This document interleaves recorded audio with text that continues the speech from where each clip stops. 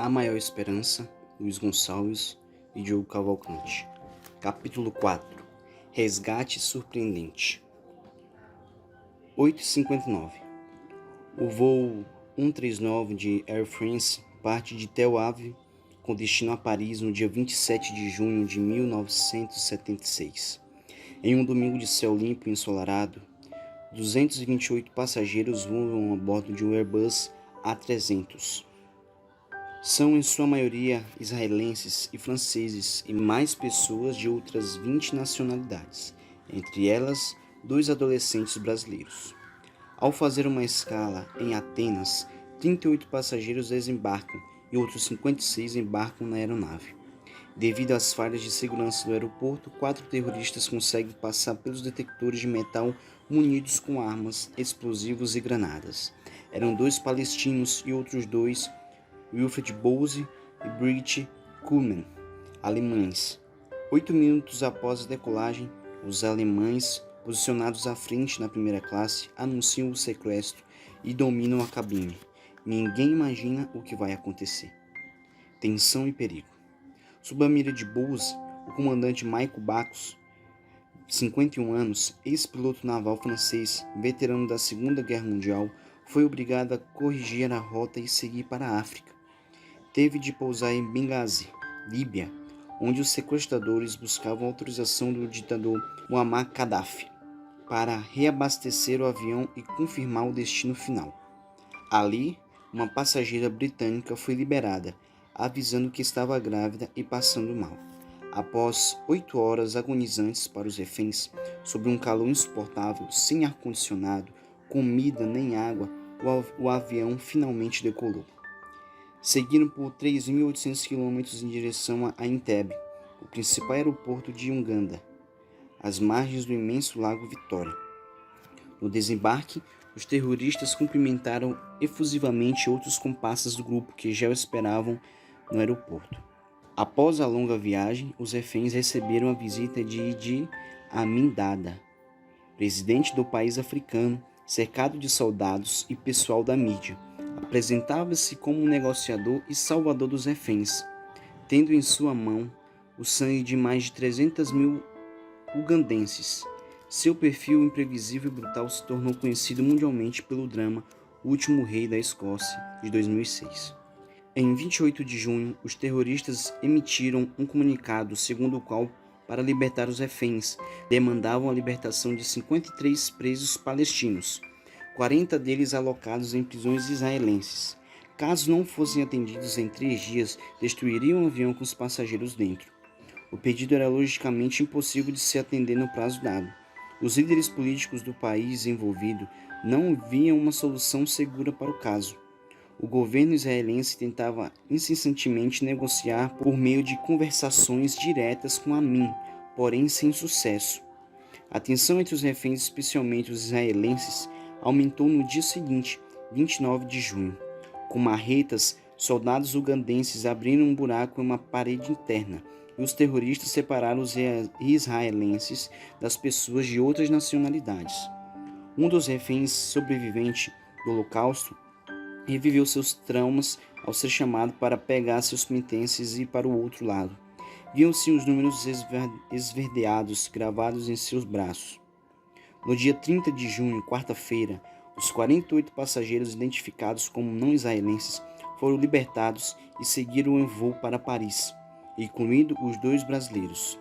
A notícia dessa seleção dos reféns chocou a sociedade israelense e a opinião pública em várias partes do mundo. O risco de ocorrer um novo massacre de judeus era iminente. A colaboração de Amin com os terroristas ficou exposta.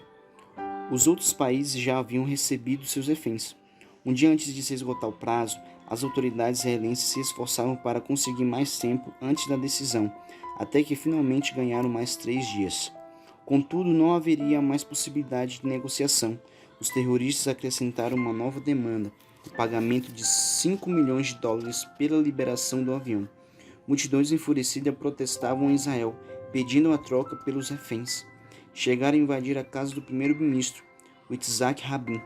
Sem a plena certeza do que fazer, a decisão foi adiada, mas tinham de resolver logo. Caso contrário, 2 reféns morreriam a cada hora, incluindo as crianças, segundo a última mensagem vinda de Entebbe. Operação Ousada. Todas as opções estavam sobre a mesa e eram discutidas às portas fechadas. As negociações prosseguiam, com intermediações de outros países, mas não avançavam paralelamente. Desde o primeiro dia do sequestro, os militares se preparavam para oferecer uma alternativa. Sayeret Matkal, a principal unidade de elite israelense, foi destacada para preparar uma ousada ação de resgate, cognominada inicialmente como Operação Thunderbolt. Nesse plano improvável, comandos israelenses deveriam voar milhares de quilômetros, passando por diversos territórios inimigos sem serem localizados por radar. Precisariam também realizar o mais difícil, pousar em Entebbe, mantendo o elemento surpresa para evitar a execução dos reféns. Caso os terroristas suspeitassem da chegada dos israelenses, matariam os reféns, como havia acontecido em um atentado recente. O ataque deveria ser noturno, mas ainda não se sabia nem mesmo se as luzes da pista de pouso estariam ligadas, detalhe fundamental para o sucesso da ação.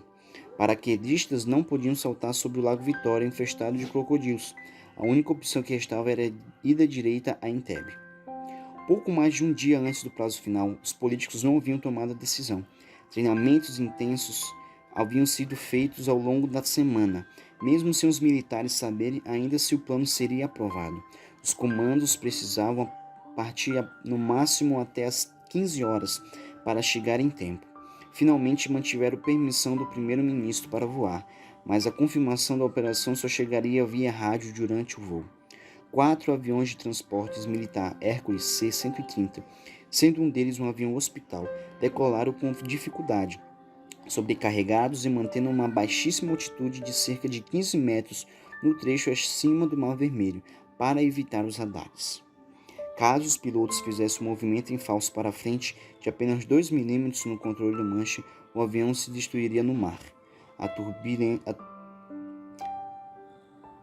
turbulência era intensa e os soldados passaram mal.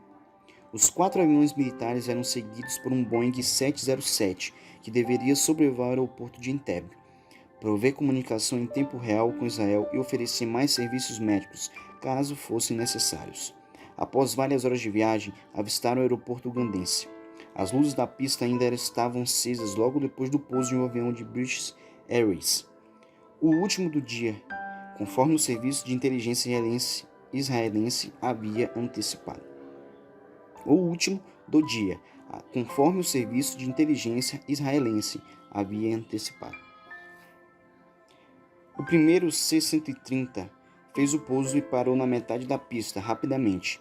Soldados desceram para colocar lâmpadas móveis.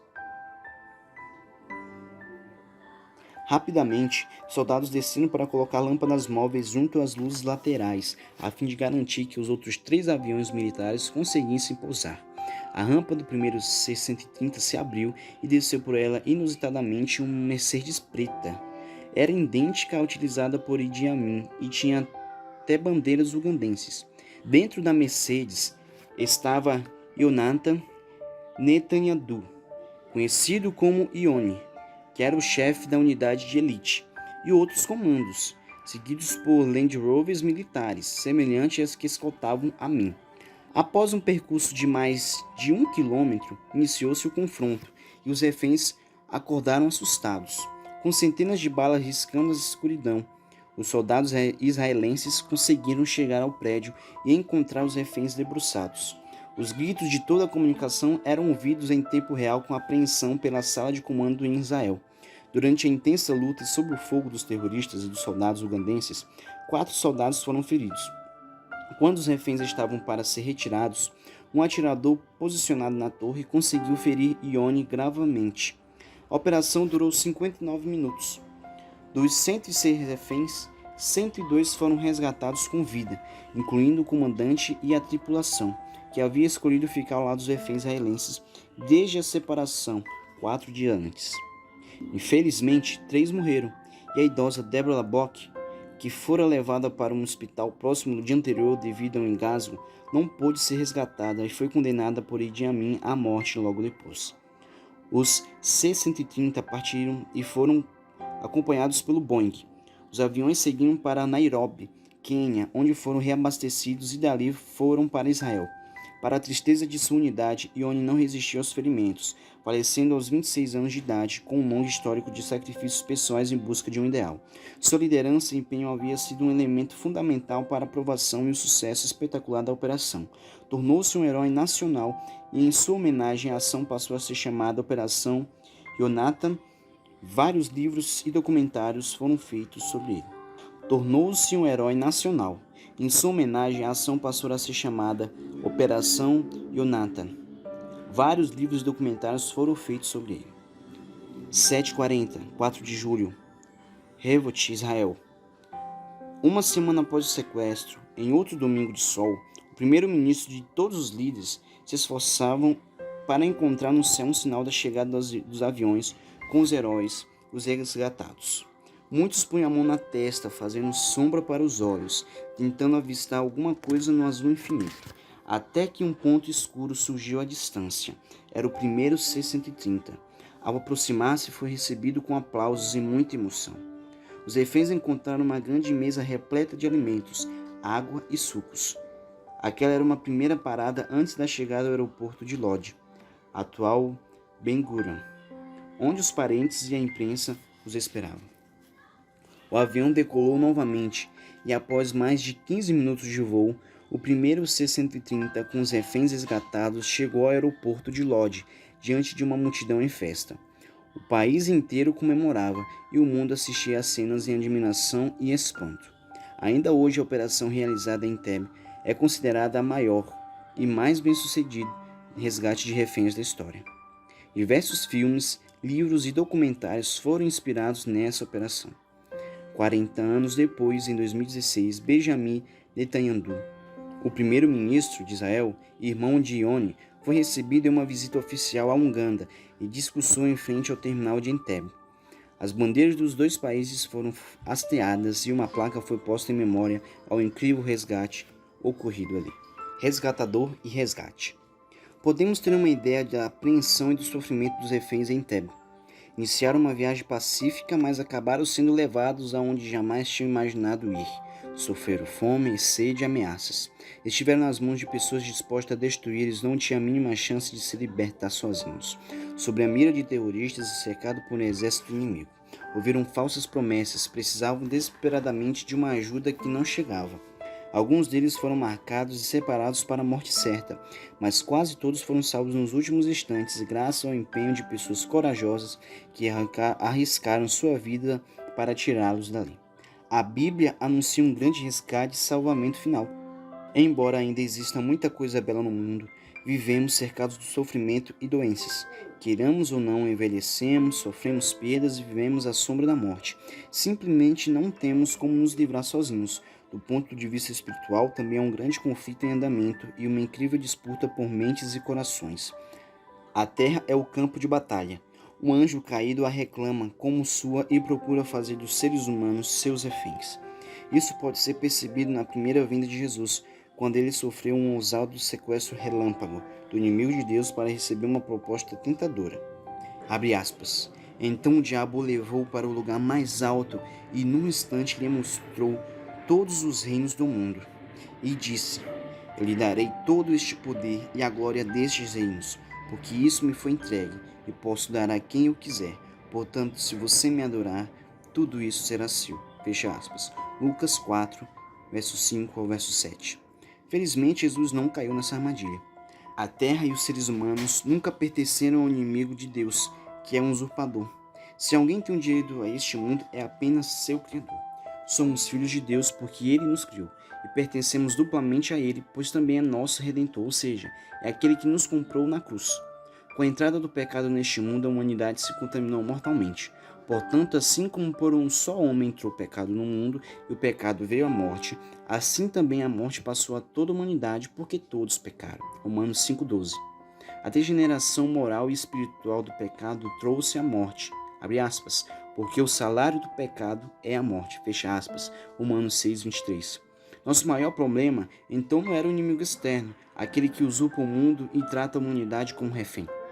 Deus sabe como lidar com ele e tem um infinito poder para neutralizá-lo. A grande questão é o pecado. Não apenas as ações ruins, mas um estado de alienação espiritual, uma distância de Deus ou mesmo uma doença da qual brotam nossas tendências negativas e mazelas do mundo.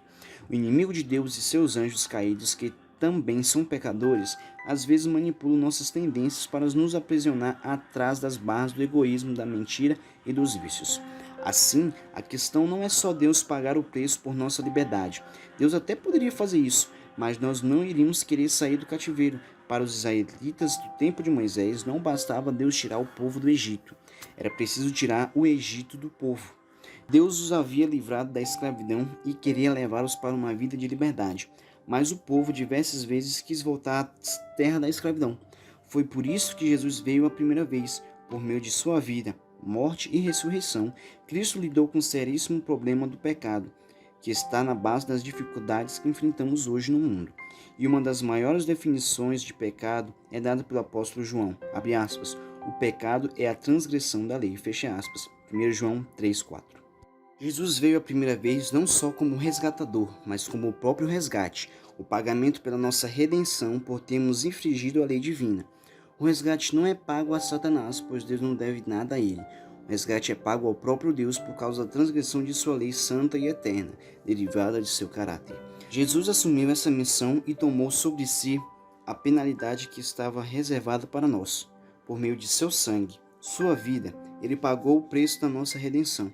Abre aspas, pois o próprio Filho do Homem não veio para ser servido, mas para servir e dar a sua vida em resgate de muitos, fecha aspas. Marcos 10, verso 45. Ele, abre aspas, deu a si mesmo em resgate por todos, fecha aspas. 1 Timóteo, capítulo 2, verso 6. Fomos resgatados, abre aspas, pelo precioso sangue de Cristo, como de um cordeiro sem defeito e sem mácula. Ele foi conhecido antes da fundação do mundo, mas foi manifestado nesses últimos tempos em favor de vocês. Fecha aspas. 1 Pedro, capítulo 1, versos 18 e 19. Ou seja, Deus não foi pego de surpresa. Antes de precisarmos de sua palavra, ele já havia feito um plano, uma operação espetacular e inesperada. A cruz está no centro do resgate. Foi a condição essencial antes do resgate definitivo. Nela encontramos o resgate e o resgatador. O Jesus crucificado, que não é apenas uma imagem artística apagada nos museus de história. Não é um corpo magro e pálido que sucumbe diante dos fortes. Não, aquele que tomou a cruz foi o herói definitivo da humanidade. Ele tinha todo o poder à sua disposição, mas escolheu voluntariamente carregar sobre si o peso e as consequências dos nossos pecados. Veio de muito longe para realizar uma operação de salvamento aqui na terra. E morreu em combate. Sofreu a morte que era nossa. Foi o cordeiro, o sacrifício, o preço eterno de nossa libertação. Isaías escreveu sobre Jesus em poesia. Certamente ele tomou sobre si as nossas enfermidades e as nossas dores sobre si. E nós o considerávamos como aflito, ferido de Deus e oprimido. Mas ele foi traspassado por causa das nossas transgressões e esmagado por causa das nossas iniquidades. O castigo que nos traz a paz estava sobre ele, e pelas suas feridas fomos sarados. Todos nós andávamos desgarrados como ovelhas. Cada um se desviava pelo seu próprio caminho, mas o Senhor fez cair sobre ele a iniquidade de todos nós, porque ele foi cortado da terra dos viventes, foi ferido por causa da transgressão do meu povo. Isaías 53, verso 4, verso 6 e o verso 8. Essa passagem foi escrita 700 anos antes de Cristo. Apresenta a natureza substitutiva da morte do Messias. O capítulo inteiro afirma 9 vezes que seu sofrimento e morte foram pelos pecadores. Os filhos de Deus dispersos encontrariam nele uma nova esperança. Os destinados à morte enxergaram os raios do sol mais uma vez. Os tristes voltaram a sorrir porque descobriram um novo amanhã. Em Deus encontramos nosso valor, somos valiosos para Ele, por sermos filhos do Rei. Ele nos criou, fomos feitos à imagem e semelhança dele. Embora pais e mães humanas possam às vezes nos entristecer e decepcionar, o Pai Celestial tem maior amor que o de uma mãe. e jamais nos abandona. Ainda que uma mãe rejeite seu bebê, Deus jamais rejeita ou se esquece de seus filhos. Isaías 49:15. Deus nos ama pelo nosso valor individual e não pelas coisas que temos. O amor divino é incondicional e anterior à vinda de Cristo. Deus não nos ama porque Jesus morreu pela humanidade. Pelo contrário, porque nos ama, fez tudo para nos salvar. A busca de Deus para salvar o ser humano está resumida nestas lindas palavras. Abre aspas. Porque Deus amou o mundo de tal maneira que deu seu Filho unigênito, para que todo aquele que nele crê não pereça, mas tenha a vida eterna. Fecha aspas, João 3,16. O amor divino é anterior, é a mão salvadora estendida que se arrisca a ser rejeitada. E esse amor incondicional não se torna fútil, barato, mas ainda mais belo e sublime por seu valor infinito. Graças ao favor imerecido do Pai, ele nos oferece gratuitamente algo que lhe foi tão caro. É um pai pródigo que esbanja seu amor oceânico. Para alguns, chega a ser ultrajante Deus perdoar os piores dos piores só porque se arrependeram. Mas precisamos entender que seu perdão e sua graça são maiores do que qualquer pecado. São poderosos para limpar qualquer mancha, eliminar toda a culpa e pagar a maior dívida. Para matar nossa sede espiritual, a morte de Cristo na cruz providenciou imensas cachoeiras da graça, pois, abre aspas, onde aumentou o pecado, aumentou mais ainda a graça. Fecha aspas, Romanos 5:20. Você consegue avaliar o quanto isso é maravilhoso? O resgate final. Tudo isso é muito bom, mas ainda estamos aqui. Nas grandes metrópoles, milhões esperam ônibus e metrôs lotados antes de o dia amanhecer. Suam às 2 da tarde e levam vento frio no rosto à noite. Enfrentam fila nos hospitais, pagam impostos e dão um jeito de sobreviver a cada dia. Muitos estão desempregados e fazendo o possível e o impossível para se manter. Porém, independentemente da realidade de cada um, todos enfrentamos doenças, sofremos perdas e todas as belas promessas da Bíblia não mudam essa realidade. A violência e as ameaças a nosso bem-estar estão por toda parte. Quando isso tudo terá um fim? De fato, as promessas de Deus falam sobre a transformação em nossa vida hoje. Ele não muda o mundo, mas atua em você. Ele dá um novo coração e um amor sobrenatural. Mesmo assim, ainda estamos sujeitos ao pecado e às suas consequências, entre elas a morte. Ainda precisamos desesperadamente de um resgate, mas a boa notícia é que nem mesmo a morte será capaz de impedir que Deus reúna seus filhos. Ao consolar os cristãos, ajudando a lidar melhor com a perda de seus entes queridos, Paulo detalha o momento do grande resgate final do povo de Deus. Ele acontecerá na volta de Jesus. O apóstolo afirma, abre aspas, e pela palavra do Senhor ainda lhe declaramos o seguinte, nós os vivos, o que ficarmos até a vinda do Senhor, de modo nenhum precederemos os que já morreram, porque o Senhor mesmo, dada sua palavra de ordem, ouvida a voz do arcanjo e ressoada a trombeta de Deus, descerá dos céus, e os mortos em Cristo ressuscitarão primeiro. Depois nós, os vivos, os que ficarmos, seremos arrebatados juntamente com eles, entre as nuvens para o encontro do Senhor nos ares, e assim estaremos para sempre com o Senhor. Fecha aspas. 1 Tessalonicenses, capítulo 4, verso 15 ao verso 17. Jesus virá para nos resgatar nas nuvens do céu. A vitória sobre a morte ocorrerá somente quando ele voltar. Em Mateus e Marcos já lemos que Cristo virá com milhões de anjos que tocarão trombetas para reunir os filhos de Deus em todo o mundo. Paulo dá mais detalhes de como essa reunião ocorrerá. Os mortos em Cristo, ou seja, aqueles que creram nele, serão ressuscitados nessa ocasião. Para Deus, a morte é apenas um sono, e seu poderoso chamado fará os mortos reviverem. Eles vão despertar para uma vida plena e imortal. Os mortos ressuscitarão transformados com um corpo perfeito, sem doenças, sinais de fraqueza ou morte. Os que estiverem vivos também serão transformados e juntos serão arrebatados, ou seja, elevados para se encontrarem com Cristo nos ares. Será uma cena de alegria indescritível. Abre aspas. Eis que vou lhes revelar um mistério. Nem todos dormiremos, mas seremos transformados num momento, em um abrir e fechar de olhos, ao ressoar da última trombeta. A trombeta soará, os mortos ressuscitarão incorruptíveis e nós seremos transformados. Fecha aspas. 1 Coríntios 15, versos 51 e 52. No Apocalipse, a vinda de Cristo é apresentada simbolicamente como a chegada de um rei guerreiro, montado em um cavalo branco, acompanhado por outros cavaleiros que simbolizavam os anjos. Abre aspas. Vi o céu aberto, e eis um cavalo branco. O seu cavaleiro se chama Fiel e Verdadeiro, e julga e combate com justiça. Os exércitos dos céus o seguiam montados em cavalos brancos e vestidos de linho finíssimo, branco e puro. No seu manto e na sua coxa está escrito um nome: Rei dos Reis e Senhor dos Senhores. Fecha aspas. Apocalipse capítulo 19, verso 11, 14 e 16. Ele é o Rei, o Salvador, o vencedor sobre o pecado e a morte. Ele é, abre aspas, o primeiro e o último, e aquele que vive. Fecha aspas. Estive morto, diz ele. Abre aspas, mas eis que estou vivo para todo sempre e tenho as chaves da morte. Fecha aspas. Apocalipse 1, verso 17 e verso 18. Ele arrancará os prisioneiros das garras da sepultura, porque já saiu dali. Todos ressuscitarão um dia, porém com destinos diferentes. Não fiquem maravilhados com isso, porque vem a hora em que todos aqueles que se acham dos túmulos ouvirão a voz dele, Jesus, e sairão, os que tiverem feito bem para a ressurreição da vida, e os que tiverem praticado o mal para a ressurreição do juízo. João 5, verso 28 e verso 29.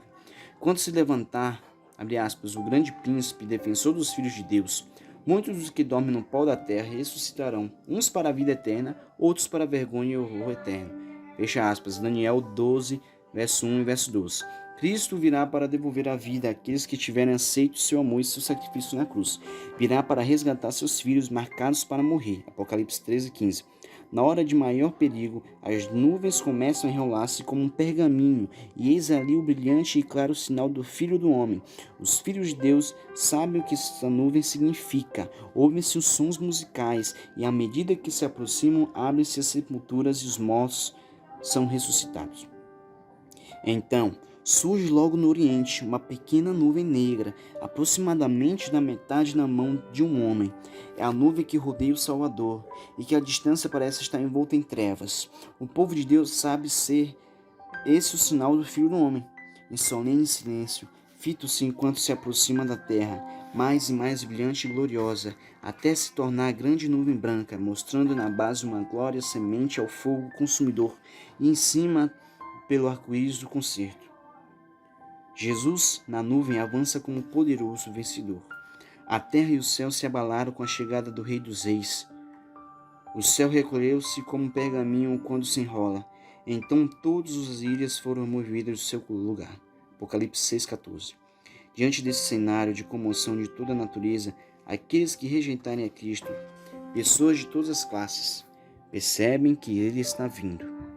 Os reis da terra, os grandes, os comandantes, os ricos, os poderosos, e todo escravo e de todo livre se esconderam nas cavernas e nos penhascos dos montes e disseram aos montes e rochedos: caiam sobre nós e nos escondam da face daquele que está sentado no trono e da ira do Cordeiro, porque chegou o grande dia da ira deles.